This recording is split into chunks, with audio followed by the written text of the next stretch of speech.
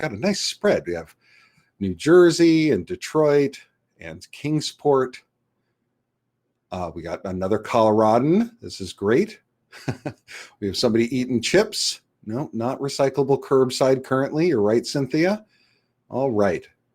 Okay, well, we'll get started here. So welcome everyone to Circularity 21. This is our State of Federal Packaging and Recycling Policy session. It's a two-part session. We're going to get a full hour to spend with everybody here today. And I'm really thrilled to be part of this conversation, and I'm thrilled to have my esteemed speakers as part of this session as well. So I'll go clockwise, at least according to my 2x2 quartet. So I'm Dylan DeThomas. I'm your friendly neighborhood moderator here today. I'm VP of External Affairs for the Recycling Partnership and lead for our policy arm, which is called the Circular Economy Accelerator. And then I have right above me in my Brady Bunch cube, I have Rachel Goldstein, who's North America Policy Director for Mars. Welcome, Rachel. And then to her left, okay, I'm doing this right, I think, we have John Campbell, who's Vice President of Government Operations from Ball Corporation. And somebody recently just reported that they're drinking out of a Ball can, and which they drinking out of a Ball jar, which they no longer make, but still bears their script. And then lastly, right below John and to my left, right, I'm not even going to try anymore, is Sydney Harris. She's Senior Associate for Policy and Programs for the Product Stewardship Institute. Welcome, everybody.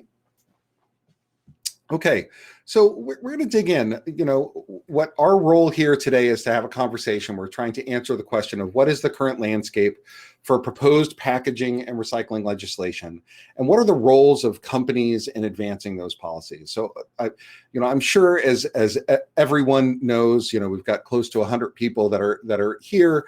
Recycling policy, recycling's dying, right? Recycling's struggling. Recycling is challenged. Well, those who are in the know that that's not true, though recycling could certainly use a boost. We have lagging recycling rates. China's national sword policy really had powerful impacts, negative impacts on recycling markets. And in this context, we've seen a lot of companies and organizations like some of the ones that we have here, as well as the federal government, have gaudy goals of recycling or use of recycled content. And we even the federal government has appropriated data, dollars to be able to collect data on the recycling system so we can better make decisions. But it's important that all of that work that's happening is underpinned by strong and smart policy. And so there's a lot of new bills that are under consideration and debate.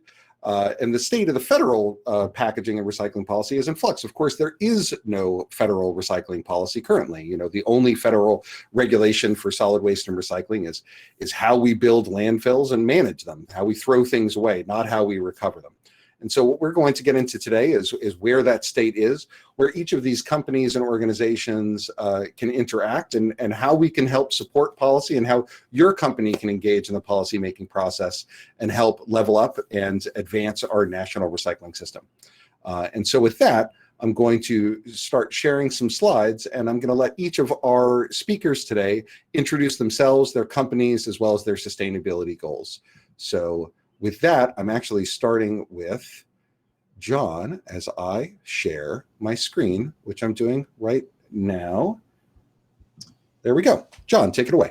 Excellent. Thanks, Dylan, and appreciate the opportunity to participate on this panel. John Campbell, Vice President of Government Relations for Ball Corporation, as Dylan had mentioned. Ball Corporation is the world's largest producer of aluminum beverage cans. We actually we have three businesses. The beverage can business, which is the $9.7 billion figure there on the left. We also are in the aluminum aerosol business. And then the other, the $1.74 billion you see there is actually aerospace. So Ball is in packaging, and then aerospace, where we do satellites and sensors for DoD, NASA, NOAA, and all sorts of other government entities. All in, $11.8 billion, Ball Corporation. We've been around since 1888. And if, Dylan, you wouldn't mind going to the next slide. This will give you a sense for some of our customers. The chances are that if you are drinking out of a beverage can, it may be one of ours. You can see that for our cans, it's Coke, it's Molson Coors, AB. You can see the list there. In the middle is the customers that we have for our various aerosol products. And then on the far right of that chart, as I look at it, the newest entry into the market for us is our aluminum cup. And so you can now buy the aluminum cup on Amazon. You can also find it in sporting events and various other venues. And so that is sort of the breadth of our packaging offerings for Ball. We had been a business to business primarily company, and now we're more leaning into the business to consumer. And as Dylan mentioned, we used to be and are well known for our Ball jars. We got out of that business in 1996, but you can still buy a jar with the Ball logo on it. So with that, Dylan, I'll turn it back to you. Thank you so much. And I am going to hit it straight over to Rachel. Rachel from Mars, welcome.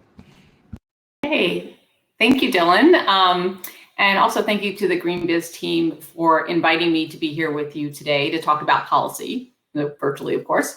And it is my great pleasure to be here. Again, my name is Rachel Goldstein, Policy Director for Mars Incorporated.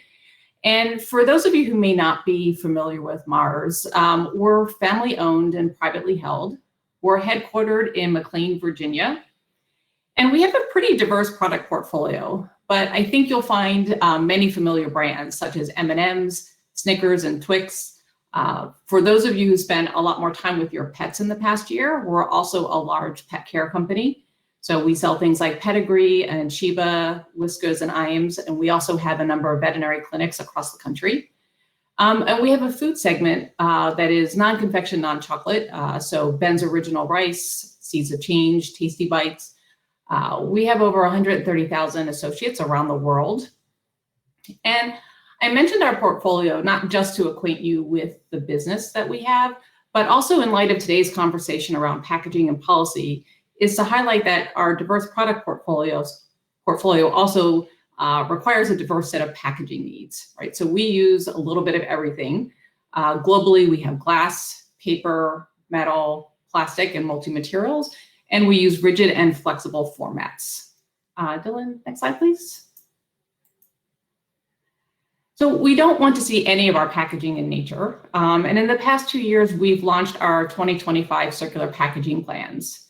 And these plans are anchored on our 100% reusable, recyclable, or compostable goal, as well as our virgin plastic reduction goal of 25%. But really at a high level, we're focused in 3 areas. We're looking to remove unnecessary packaging. So how do we evaluate our portfolio either to weight reduce certain formats or streamline the layers, looking at reuse programs. For the packaging that we do need, and we do need packaging to get our products safely to consumers, we're looking to redesign it for circularity. And then last is investing to close the loop. So we also have a goal around 30% recycled content. And that as part of that, we're also supportive of producer responsibility schemes around the world, where we're looking at how do you invest in and advocate for the scaling up of recycling system. So with that, Dylan, I'll turn it back to you and look forward to today's discussion. Thank you so much, Rachel. And before I introduce Sydney, just if there are questions in terms of technical issues, we do have a tech person on this, Sam Goldman, who's for GreenBiz. So he'll answer your questions in the chat. So with that, I will switch over to, now we had heard from the private sector, love to hear from the NGO sector. So Sydney, why don't you take it away? Thanks, Dylan, and thanks everyone for being here. I'm really glad to be with you all. And I just have the one slide today, so I'll try to be brief, but I will do my best to explain to you who PSI is. So we are the Product Stewardship Institute. And again, my name is Sydney Harris. I'm a Senior Associate for Policy and Programs at PSI. And PSI is a unique organization. So we are a national nonprofit, and we work to reduce the health and environmental impacts of consumer products by advocating for product stewardship, producer responsibility, and as I'm sure many of you have heard this term before, EPR, or extended producer responsibility. So we are really a convener, and our mission is really centered around bringing stakeholders together from across the public and private sectors. And we try to work towards shared visions between those sectors for policies that actually last and work. So our members and our board of directors are state and local governments from around the US. And then we also have partners representing the full spectrum of stakeholders. We work across over 20 consumer product areas, and we've already achieved 121 as of last week. I was used to saying 120 EPR laws in the US across 33 different states and Washington, D.C. And we succeed by first engaging stakeholders in our foundational principles of product stewardship to develop common ground, which we developed. So one of the first things we did as an organization in 2001. And then we facilitate thoughtful dialogues that are structured around those nationally recognized principles and our policy models. So beyond our shared foundational principles, though, we're really not dogmatic about what goes into product stewardship and EPR policy. We really try to take the best practices from around the world and the needs of every stakeholder into account, and then we use those to forge lasting agreements that are tailored to either the local or state or federal context, depending on what type of policy we're working on. So one recent example of this is the agreement that we mediated last year between dozens of state and local governments from all over the country, NGOs and recyclers, and the Flexible Packaging Association, excuse me, over a year-long dialogue that resulted in shared principles of EPR for flexible packaging, as well as industry engagement in multiple state-level EPR bills. So for packaging EPR, there are not laws yet in place in the US, but momentum continues to grow, and I'm sure we'll talk about that on this panel today. You know, our packaging policy model from PSI has informed at least a dozen state-level bills and is at the heart of the federal Break Free from Plastic Pollution Act that was introduced first in 2020 and then reintroduced this year. But I want to end on just a note, like in general, when it comes to federal policies, PSI supports and advocates for a national approach to EPR and product stewardship across any category: packaging, mattresses, electronics, you name it, like we see with the federal BFF-PPA, but we tend not to support federal policies that would spend taxpayer or federal dollars on things like recycling grants and education. And that's not to say those things aren't great and important. It's just that, you know, from our perspective, using federal money for them is not producer responsibility. So we are angling for a producer responsibility approach where every stakeholder has a role to play. So with all that said, we're really thrilled to see the BFF-PPA, that's the Break Free from Plastic Pollution Act, raising the profile of EPR for packaging to the national stage, and also just to see how much continued attention and support this issue is getting, you know, through efforts like the US Plastics Pact, and of course, you know, within PSI as well. So I'll end there, and I'm looking forward to the discussion. Thank you, Sydney. I think we're going to have a lot of acronyms here for as we're talking with folks. So we'll get into that in a second.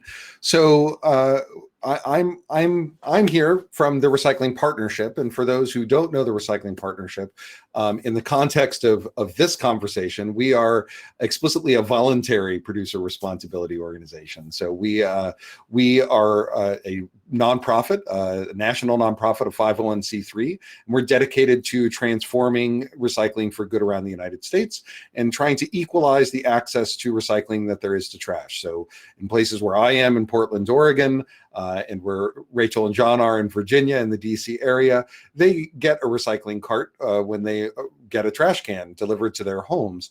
That's not true in a lot of the United States, and some may have different levels of access. They may not have access to recycling at all. They might have to take their recycling to a drop-off. They might have to pay an extra fee to be able to get recycling, and we're here to expand that out. And we do that through the dollars that are donated to us as that nonprofit from this broad spectrum of big brands and companies throughout, as well as organizations and trade associations throughout the value chain. So the producers of the materials, the brands like Mars is on there, the producers of the goods that go on store shelves like John, as well as retailers, big retailers like Target and Walmart and Amazon, as well as all different packaging types. So glass and metal and plastics and paper, cartons, the whole suite of goods. More than 75 companies in the last 7+ years that we've been around, and we've worked around the country as over the last 7 years. And so we give dollars for infrastructure grants to be able to help expand that access that I was talking about before, as well as consumer-facing education and outreach to help reduce contamination, to be able to actually make sure that we're recycling the right stuff in our homes, and as well as regional and statewide system change. We've worked at the state or regional level in the colored in states that you can see here as well. And then also we've spent a great deal of resources and energy connecting peer-to-peer networks, so connecting recyclers and recycling professionals around the country with each other so they can help share best practices, opinions, as well as to advocate for policy that will help improve recycling around the United States.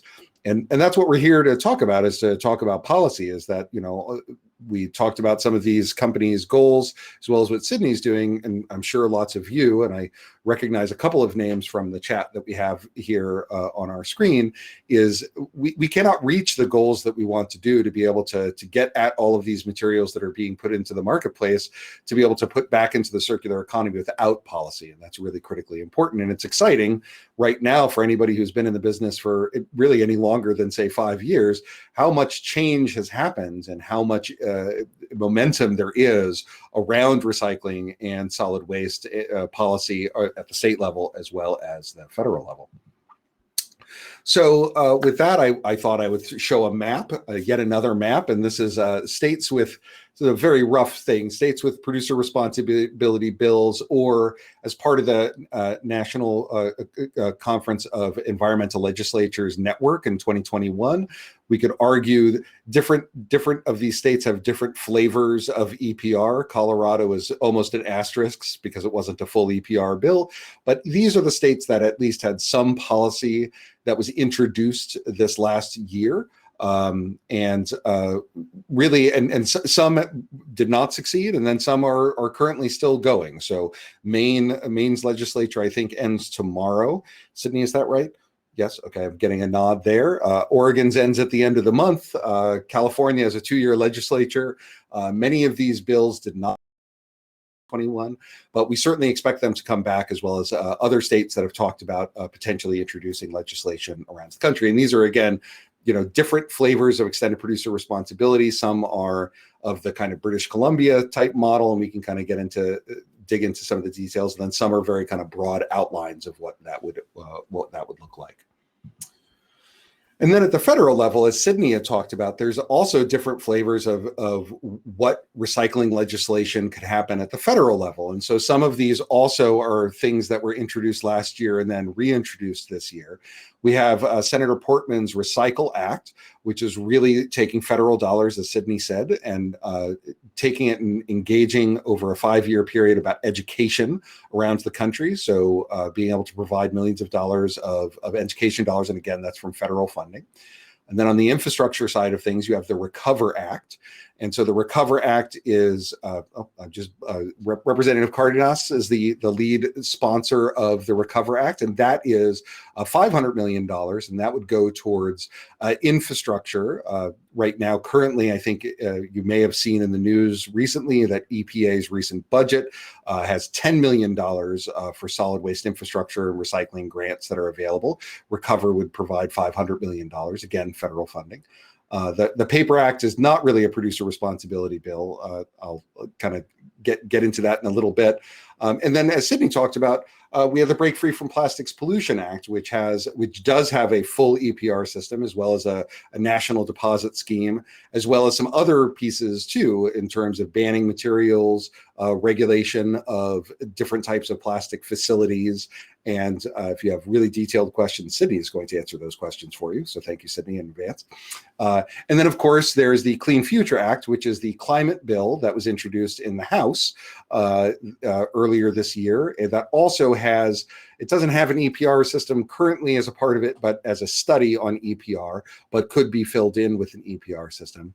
And then there's a lot of conversation about other potential legislation that could be be introduced, and there's an R&D bill that was introduced by Representative Stevens from Michigan that's being discussed that would talk about research around plastics recycling and a whole host of other things. But the real excitement and the interest is that there is a lot of conversation happening around recycling and around recovery, and what the right solution is, and what's the politically possible solution to be able to get into this. So with that, we're going to get into our panel, and I will stop sharing my screen so we can see all of our faces, if I am able to do this correctly. And there we are. All right.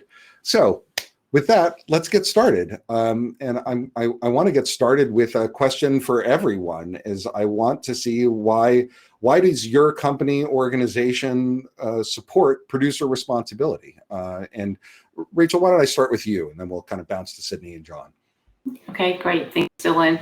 Yeah, no, it's a great question, because as you mentioned, I think in your intro, the landscape looks so different than it did a few years ago, particularly around producer responsibility. And as I mentioned in the intro, that Mars has some pretty ambitious goals, right? And so in order to meet the goals that we have, we're doing a couple different things. So certainly we're investing in our design, packaging design, looking to make our packaging more sustainable and more recyclable.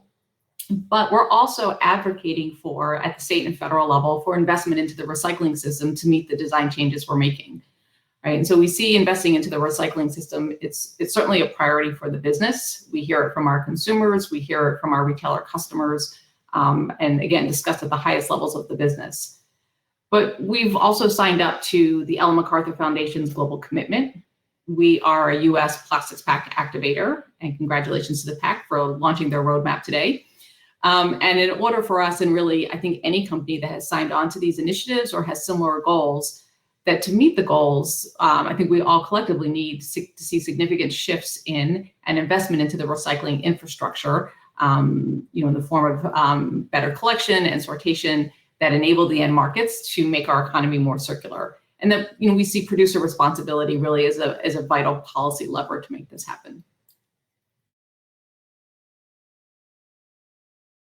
Sydney, why don't you say what? I mean, it's in your name, so I'm sure you have a really good answer. So hit us. Sure. Yeah. So supporting producer responsibility is what we do at PSI. So I love this question. We were really founded to support product stewardship and producer responsibility and EPR. EPR is just, by the way, for those in the audience, it's just when you take producer responsibility and you turn it into a law. So it's like a legislated or mandated type of producer responsibility, because of course, there are voluntary ways to do producer responsibility as well. But we support EPR because it levels the playing field. So then you don't just have a few good companies, trying to pull the weight of everybody. And so EPR helps to kind of make sure everybody's pitching in.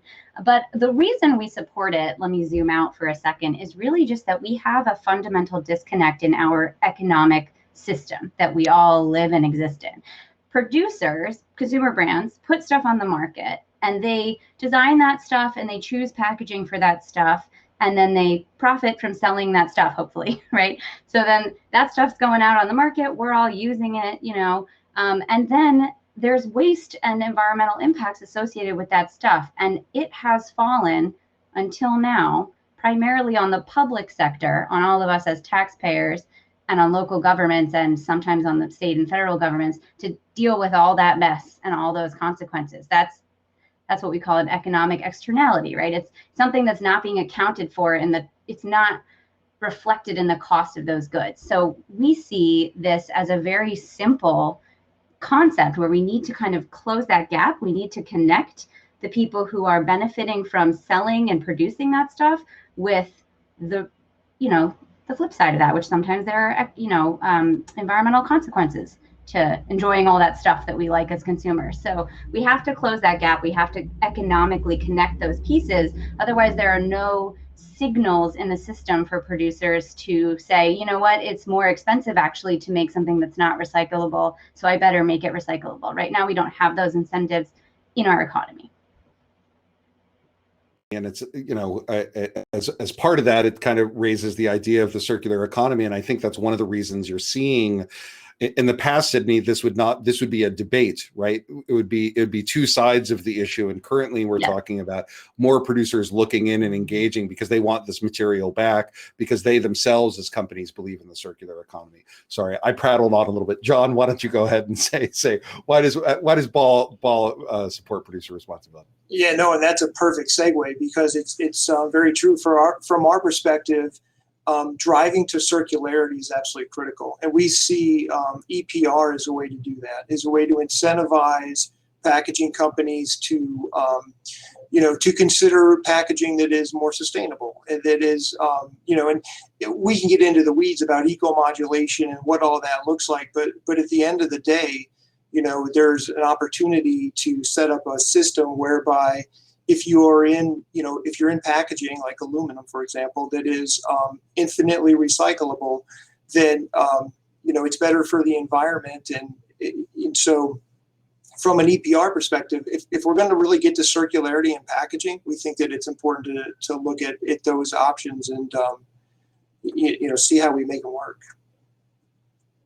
That's a great point, John. And I'll just say from our point of view, we're trying to transform the recycling system. I map of all the places that we've done infrastructure investments and education and outreach investments and stuff, but it's still only points on that map. It's not that full map. And, for us, if we're able to model out the impact that we've had as an organization over the last 7 years, to be able to provide that infrastructure for the entire United States would take over 150 years, right? And to be able to do that without policy supporting it, depending on what policy you're looking at, you can shrink that time into decades instead of over a century. And that is a huge difference to be able to get at, and eventually, ultimately, to get at the materials that all of these companies need to be able to reach those recycled content goals and to be able to have both the economic and environmental benefits that recycling promises. So that's why we do it here. Anyhow, so let's dig in. I will say, just as an aside, Rachel talked about the U.S. Plastics Pact, and Mars is a signatory of that. The Recycling Partnership, in partnership with the WWF, as well as the Ellen MacArthur Foundation, is the lead NGO in the United States that runs the Plastics Pact, and they launched their roadmap today. So you should see the link with my colleague, Tiana Lightfoot Svensson there in the chat. And if you have any questions, you should definitely either go to one of the future sessions or see the recording of the session that already occurred. Okay, so we talked about producer responsibility. And speaking of reports, speaking of releases, Ball recently released a report on recycling by Eunomia, and I wanted to some of the key findings of that report. It was really talking about different states and how their recycling performance is tied to policies. Can you dig in a little bit for us? Yeah, no, I would be happy to. And one of the reasons that we actually went out and did this report with Eunomia was because we saw that there was a gap in information that was available, right? There was no comparative assessment of state recycling rates. And so, increasing the recycling rate is critically important to us as a company. And so before we can figure out how to go forward, we had to kind of figure out where we were. So we went and worked with Eunomia to put together this report. And it doesn't look at what is collected. It actually looks at what is, leaves the processor and then is incorporated into new materials, into new products. And so, and that's what we like to consider the real recycling rate. And so that is, was a fundamental piece of this report. And if you look at the key findings, what we saw across various states that did recycling well and those that were had opportunities to improve, DRS, EPR, investments in infrastructure and curbside, that's absolutely critical. If states are doing that well, chances are their recycling rate is quite high. As well as, investing in technology for recycling. Collection is not synonymous with recycling. Because you collect a certain substrate doesn't necessarily mean it's being recycled. And so that was an important piece of the report. And then lastly, and Dylan, you had mentioned this early in the introduction piece, is the need for reporting in data. Like, and I encourage people to go out and take a look at the report. It's ball.com/sustainability. But it's really interesting what states have data available and how that, and what states don't. And so, going forward, we're hoping that this becomes a tool by which to, develop policy and inform policy, but also maybe as a baseline by which we can build on for, in years to come about what recycling rates are in different states and how we can affect those. So those are, at a high level, the findings of the report and why we put it together. And the next question I kind of ask all of us is what does that tell you about what is needed around recycling policy? Rachel, why don't you answer, and then I can dig in, and Sydney can. I think it's like data. And, John, I think it's so important that you work to get through the data levels in different places in the country. And I'm sure there's also probably some degree of people measuring data in different units and, different methods, and even just trying to get us at a common baseline, because I think that ultimately will help us figure out what progress are we making over time against the goals that we collectively have. And then also, what's working, what's not. So I think it's such a great start in terms of getting all the data. And I think then also, as we've probably all learned, collection not being synonymous with recycling. That's something I think that's become painfully clear to a lot of us over in recent years. So well done on that. I think it's a great resource for us to have. Sydney, what does it tell you about what's needed in recycling policy? Yeah, well, first of all, as someone who's often looking for those state recycling data tidbits, I really appreciated the report because it is very hard to find that sometimes. But, to me, it all comes down to, I see everything through like an EPR tinted lens. So take this with whatever grain of salt you would like. But I really think what's needed in recycling policy is a realistic approach to funding. We're not going to get to a unified system where we can easily compare recycling rates state to state or county to county or city to city without EPR. I don't see how we do it because, we have in the US, as I think it says in the PACT roadmap, which, that we just mentioned launched today, we have one of the most, if not the most fragmented and disconnected recycling systems in the world, especially among wealthy nations. And I think it's just shocking when you really compare us with like our counterparts in Canada or Europe where they have EPR. They're just so much more harmonized. They have better information. They have, comparability. They have like streamlined funding and funds to invest in infrastructure that are like systematic and doing things in a smart way. So, I think it always comes down to that for me. That's really what we need is a realistic, harmonized approach to funding, or we're just not going to get there. But it's funding, and that policy ends up relating to a culture of recycling that you see around the country as well. John, that what stood out to me looking at that report is just the differing performance of the states. And it's really hard to normalize that data because it's also, there is no one way that you measure recycling collection and where that material goes. It is a very disaggregated and opaque system as we're trying to figure that stuff out. But it just kind of goes, and for those of us who are lucky enough to travel around the country and you can see it in homes, in airports, in businesses, around the country, hotels, of that differing level of access, that differing support that you have in differing states and cities for recovering those materials.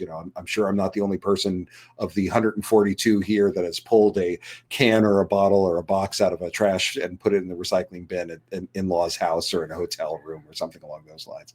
So I often think about things, Sydney, you're thinking about things with the EPR lens. I often think about things from an infrastructure lens of being able to actually have the infrastructure in place to be able to get at that material, to have a bin to put it in the first place, to have a truck to pick up that bin, and all the supporting infrastructure that's there. And we also recently released a report called the Paying It Forward report that gets into infrastructure and really talks about what we would need. And here, I'll pop that in the chat as I have the Ball report, Ball Eunomia report as well. The needs that are highlighted there to be able to level up that system, to be able to give a recycling cart and truck to, well, I was about to say to every American. Every American doesn't need a recycling truck, but they do need a recycling cart or a bin, or at least access to that they have to trash, and they have to be able to pick that up. There needs to be trucks. There need to be transfer stations. There need to be the right MRFs. There are currently MRF deserts in parts of the country that don't have enough processing capacity, and we also have to be able to get at materials like like what Rachel was talking about. If you're eating an energy bar or a pack of M&Ms, we want to be able to figure out how we can material those. And it looks at $17 billion of investment over 5 years, and all of that's underpinned by enough education and outreach to make sure that that where you live, the residents of America be able to have the right information so they can recycle properly. And again, that just doesn't happen without policy, without producer responsibility policy in particular, to be able to have the dollars, the vision, the coordination, so you're not having a patchwork. So when I'm here in Oregon and I go to Oklahoma to choose another O state, not to pick on an O state, and it's a differing level of recycling in those two places. So okay, so I wanted to talk a little bit, Rachel, let's connect to Mars. I picked on your package there in a second, so maybe we can pick on you a little bit here and talk about how this policy conversation connects with Mars long-term goals and getting at your packaging and getting it back. Okay, great. Thanks, Dylan. Yeah, and you in the beginning of the session, you got a chance to see our goals around packaging at a high level. But that ultimately we see policy as an enabler to meet the goals. And our goals really are interconnected when you think about it. So the producer responsibility is a policy tool that invests in infrastructure. So back to your infrastructure lens, Dylan, and where the investment in infrastructure that producer responsibility could deliver underpins getting to 3 of our goals. So first is the 100% reusable, recyclable, or compostable. So it's about building the pathways to recycle the formats where we don't have one today.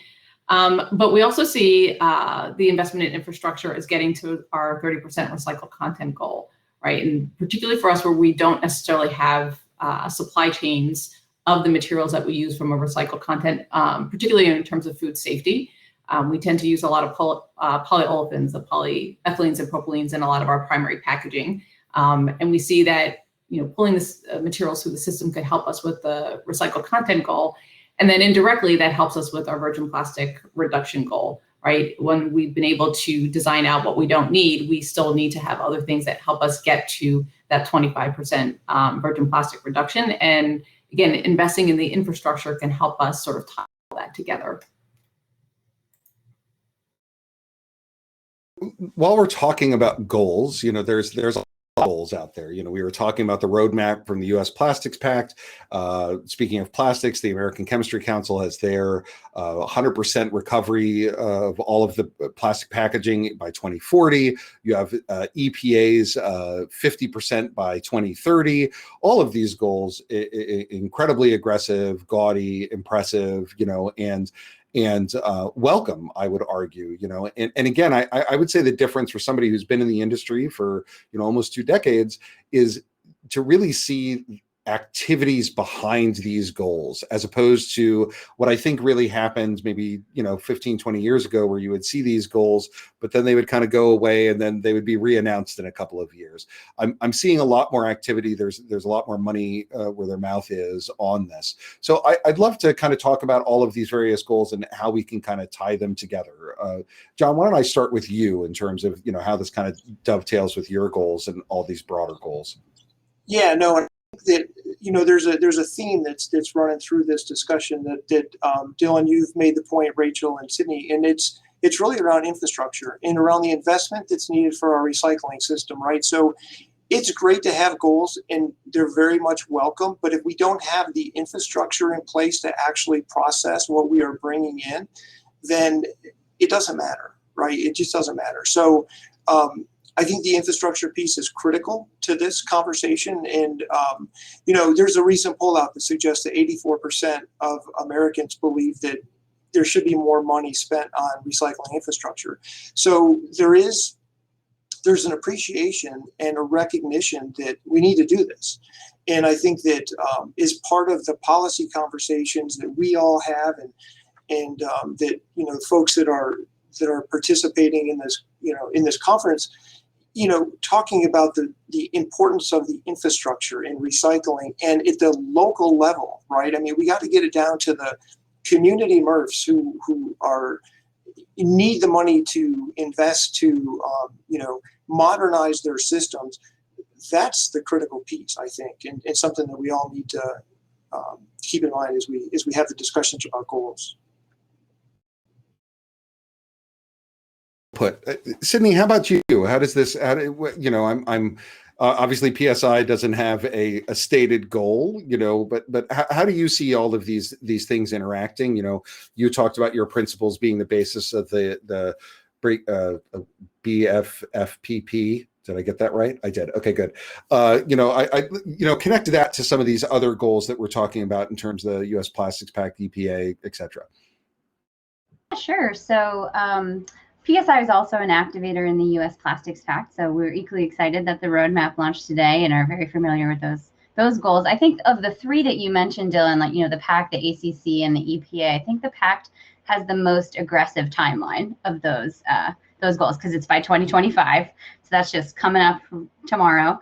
And one thing that I appreciate about the pact's roadmap is that, and it's not to say the others don't do this, I'm just most familiar with the pact's roadmap, is that it includes not just the goals, but here's the detailed strategies on how we're going to get there, including 3 fundamental policy pillars on what policy change it will take nationally or at a state level if needed to get there. And those include EPR, which we're obviously very proud of, but they also include, deposit return systems for bottles and recycled content mandates, which I think is a really important policy lever that is going to drive, the innovation and the investments in that infrastructure. We need those pushes. We need those policy, motivators, right? Sometimes to get us there and to make sure those are applied everywhere. And the BFFPPA, it's such a mouthful. The Break Free from Plastic Pollution Act, it's almost easier to just say the whole thing.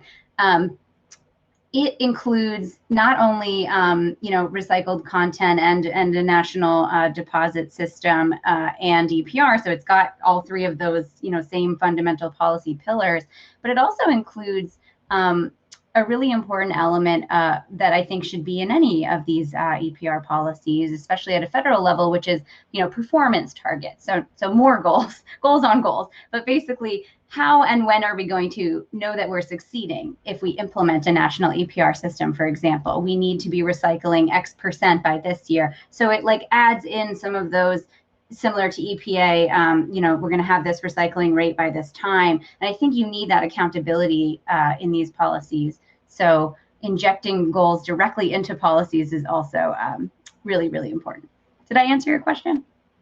Yes, we're having a conversation. So that's the whole part to it. The one thing that I would talk about, because, as an organization and our policy arm, the Circular Economy Accelerator, of which Rachel and John's companies are both a member of, we released a policy report. Again, I put the FPA in there as well into the chat, so I'll put our policy report link in there. A whole bunch of links for those of you. You have reading, the 155 people with us. You have reading assignments after this. So there'll be a quiz. We also have a producer responsibility. It's a shared producer responsibility model. It's a uniquely American model. But the reason I bring it up in this context is as part of it, the printed paper and packaging fee that's a component of it that would help pay for that infrastructure is based on a needs assessment. We are talking about infrastructure, we're talking about data to make sure that we're aligning what those goals are with what is needed is really important. And you've actually seen that in some of the bills around the US this year, that concept being put into it. And we're really happy to see that, because I think it's important to tie what regulatory authority you would have to what those goals are.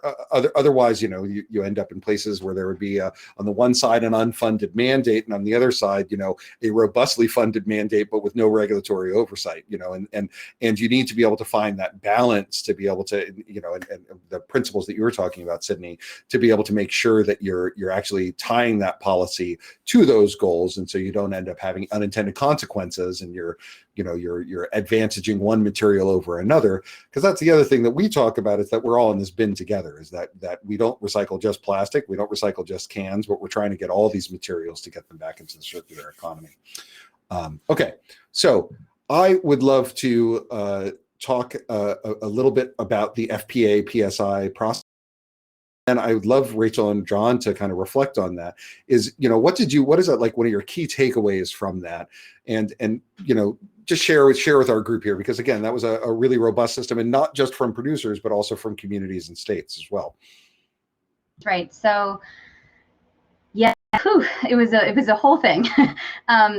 Back in 2019, PSI was approached by the Flexible Packaging Association. For those in the audience who aren't familiar with FPA, they're a trade association for the makers of flexible packaging. So that's like anything from your Fritos bag that someone was using before, to that M&M's wrapper, to anything that like doesn't stand up on its own, sometimes is how I phrase it, although some of them do kind of, but anything flexible. I don't know how else to describe it. Yeah, squished, like not rigid.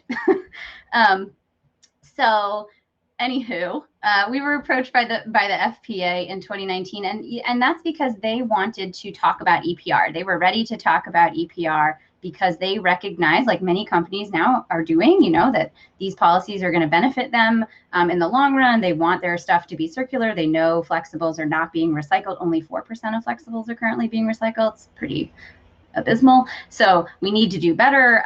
They wanted to do better, and they knew that we could help them negotiate what an EPR policy could look like, that could work for them. So what we do in our process is we then turn around to all of our government members across the country. Those are hundreds, again, of state and local governments, and we say, first, are you interested in working with FPA and talking to them? They said yes.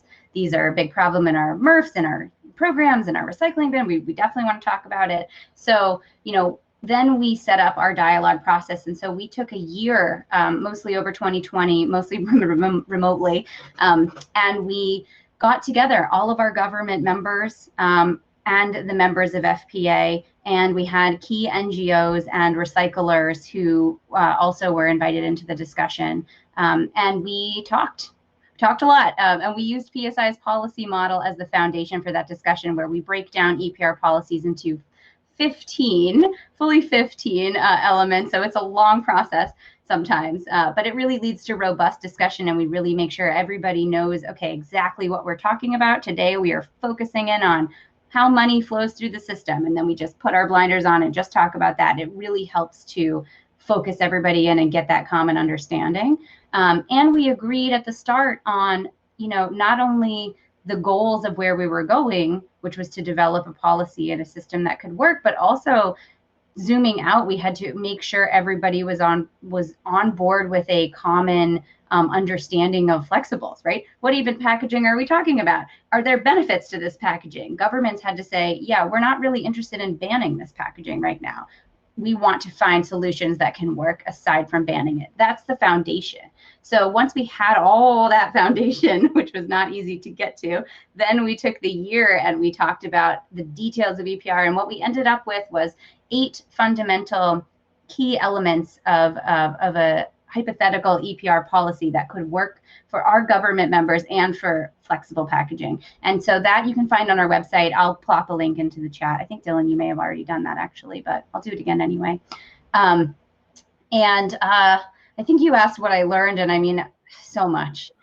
And it was amazing to see the transformation. I mean, I think the biggest takeaway for me was over that year, how people were able to open up to each other and hear each other's concerns, how companies within FPA did not realize some of the challenges that local and state governments were facing. And I mean, not that they didn't know that like these things get stuck in MRFs, like they knew that, but some of the real in the weeds challenges that they were facing. And then the same with government saying, you know what, this type of packaging actually really is necessary and important. And so I need to listen to that and hear that. So just amazing.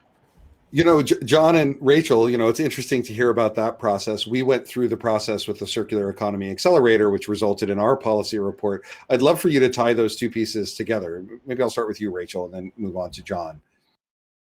Yeah, I think, I do see a number of similarities where clearly I've been involved in the accelerator, not so much the FPA, but I think what you end up finding is that everyone starts to acknowledge the complexities of the system. I think, Sydney, you said there were like 15 elements, right, that you have to get through the complexities of the system, but that we're coming through this convergence of views from the different members of the value chain, right? You can have those honest conversations, you can find some areas of commonality, and then how do you build from them? So in the end, you know, Dylan, we have, I think, 18 organizations that have endorsed the accelerator policy, and it's a great place for us to start in these advocacy conversations.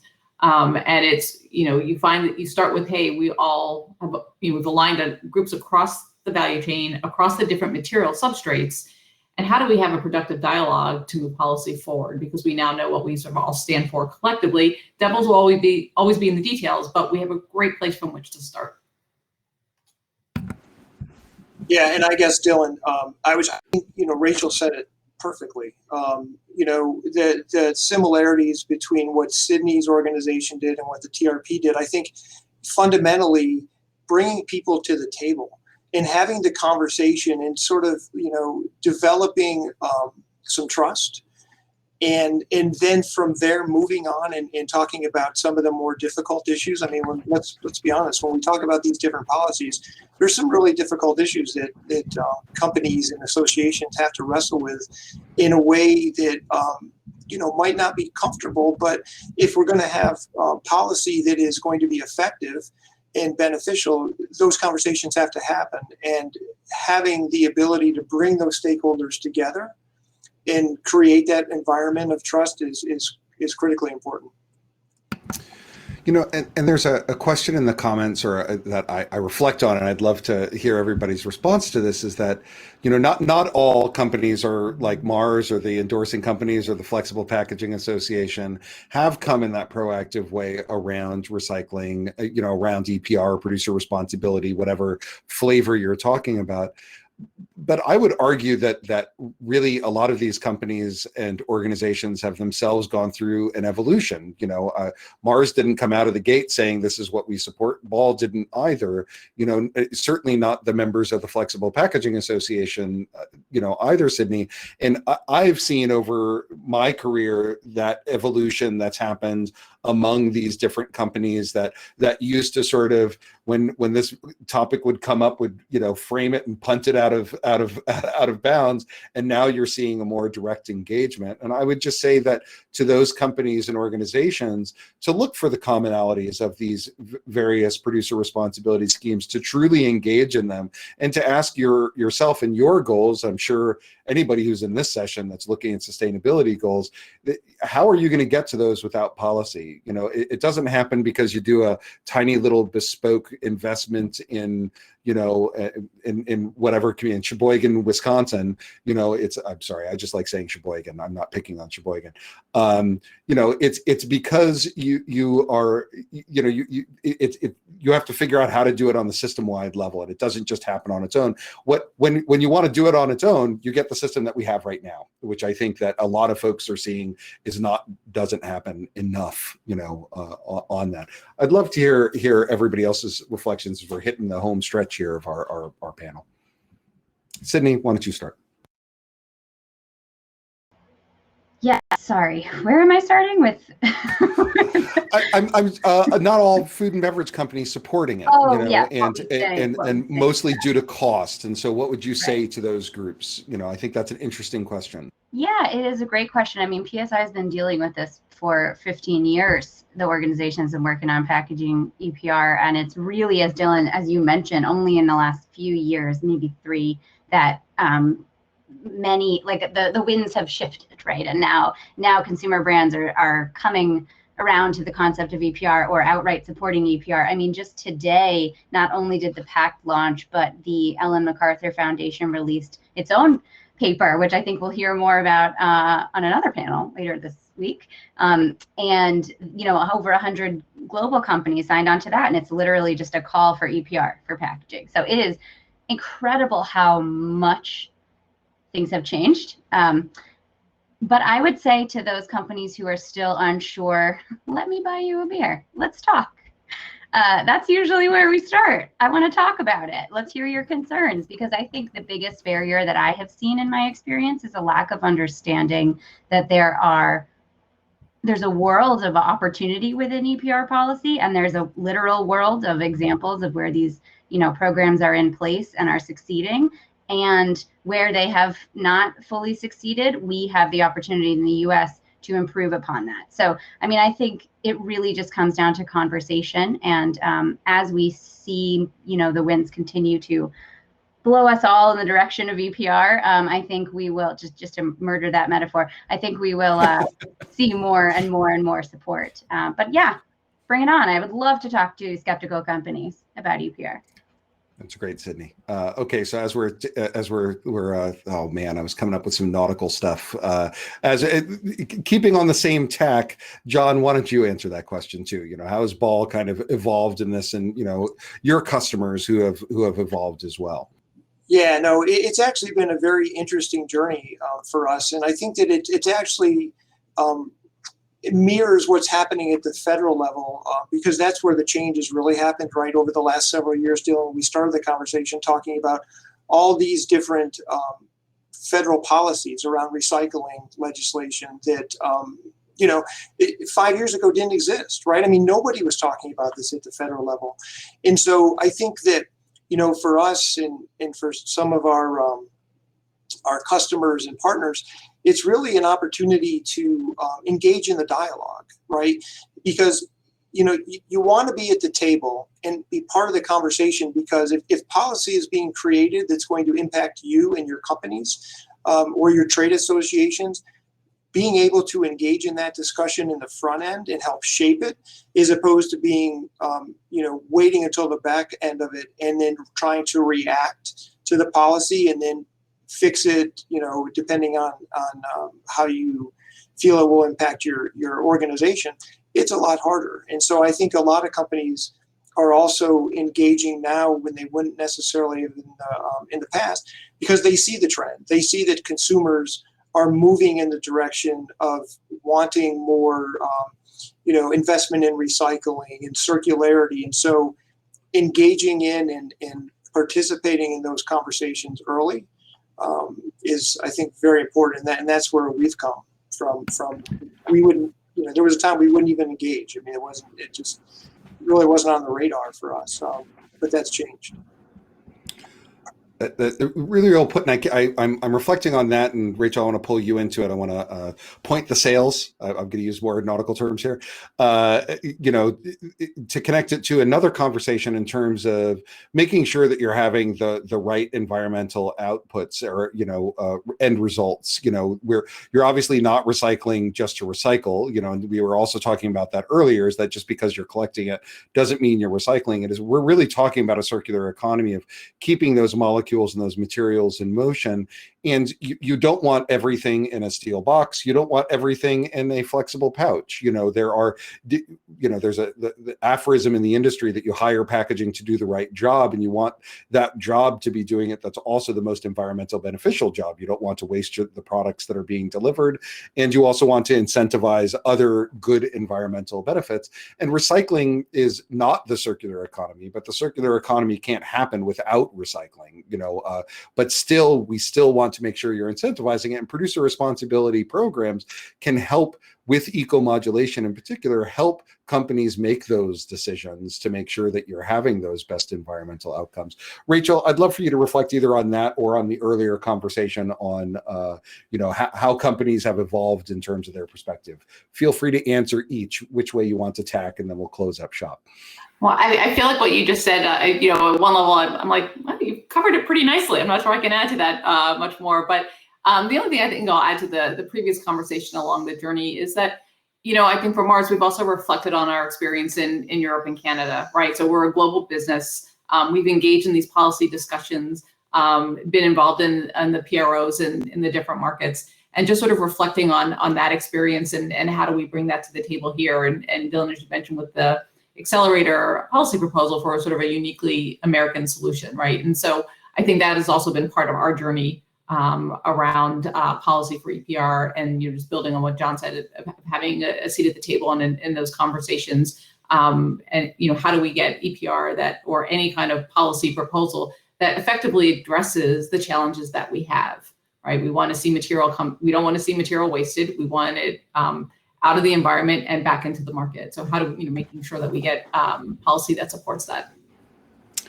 That's perfect. That's a perfect note to end on. I also want to just kind of bring in what Sydney added to the chat alongside all of the links, is that really the policy train is leaving the station. We're talking about policy right now. Choose to engage, seek out the Product Stewardship Institute, seek out the Circular Economy Accelerator, engage in these dialogues proactively with policymakers instead of just sitting and fighting these policies. Engage, help shape, help make them better. So you can get those materials back. Again, this is not something that's being done to you. That's something that would be done with you to be able to get to these goals. And I hope that you're as excited as we all are here on this panel. And I just want to thank everybody, and especially our three speakers.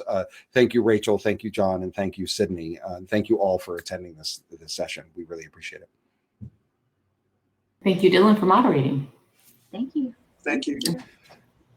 Great conversation. Well, welcome. Please go to your stages, click on your links. Normally I would tell you to go get lunch or something, I don't know, when you're on stage, but virtually try to click on and see some of the other great announcements and sessions as part of Circularity 21, and make sure that you take a and rate this session. So thank you all very much and have a great day.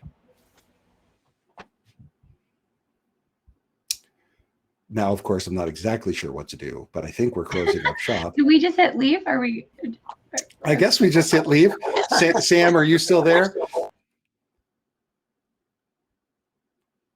Okay, great. Bye, everybody. Thank you so much.